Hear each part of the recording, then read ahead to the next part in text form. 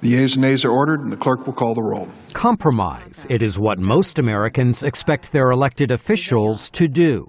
Compromise isn't a nasty word. It's how we get things done. I'd rather see compromise work to the better interest of people that are struggling. Compromise, that's what the world is all about. Americans may demand bipartisanship, yet they are voting fewer moderates and more hardline ideologues into Congress, resulting in a more polarized legislature.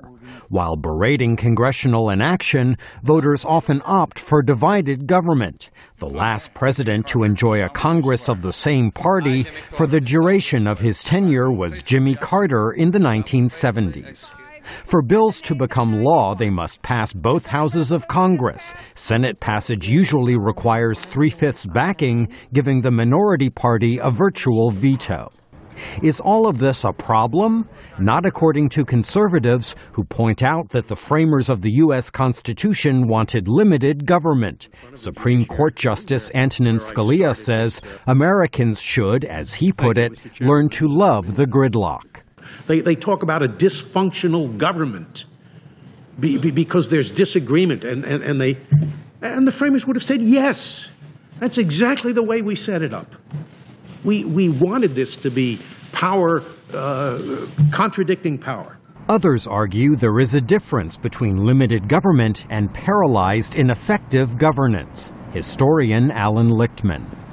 Well, there are great dangers when the people view their government as incapable of meeting the challenges of the time. The first danger is obviously that people will lose faith in their government, that the best people won't want to go into government, that the best people won't want to run for office anymore.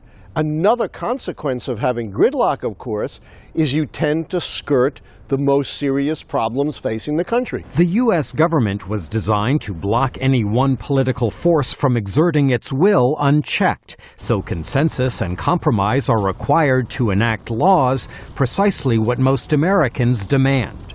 Are politicians listening? Maybe, says Frank Newport with the polling firm Gallup. Now you have a lot of Congress people in Washington saying, you know, nobody likes us, we're less well-liked than car salesmen. I think people here in Washington recognize, representatives, that they're not doing very well in the eyes of the American public. And hopefully they'll ask themselves why, and then they'll read the data saying that Americans want compromise. Members of Congress certainly speak of bipartisanship. It's time to continue to work together, find common ground, to do what the American people expect of us. Democrats, Republicans, independents, all have said one thing to us. They want us to work together. Compromise, however, is often most challenging in an election year like this one. Michael Bowman, VOA News, Washington.